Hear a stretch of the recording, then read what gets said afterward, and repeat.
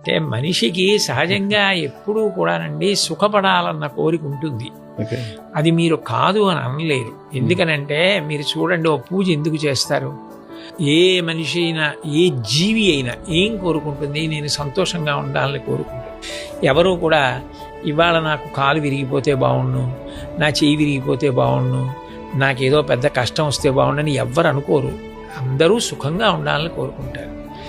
ఆఖరికి శరీరం పడిపోయాక కూడా జీవుడు సుఖంగా ఉండాలని కోరుకుంటాడు. అందుకని ఇక్కడ ఉన్నంతకాలం సుఖంగా ఉండాలి, శరీరం పడిపోయాక సుఖంగా ఉండాలంటే స్వర్గలోకానికి వెళ్ళాలని కోరుకుంటారు. కోరుకోవడం తప్పు కాదు. కోరుకున్నవాడు ఏది చేస్తే అది వస్తుందో తెలుసుకుని చెయ్యాలి. సుఖంగా ఉండాలంటే ఏమిటి ఉండాలి? పుణ్యం ఉండాలి. పడిపోయాక స్వర్గానికి వెళ్ళాలంటే ఏమి ఉండాలి? పుణ్యం ఉండాలి. పుణ్యం అంటే ఏమిటి?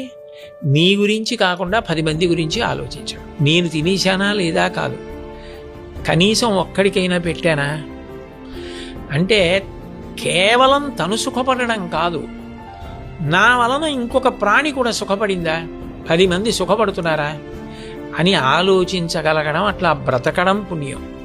అది భగవంతుడు కోరుకునే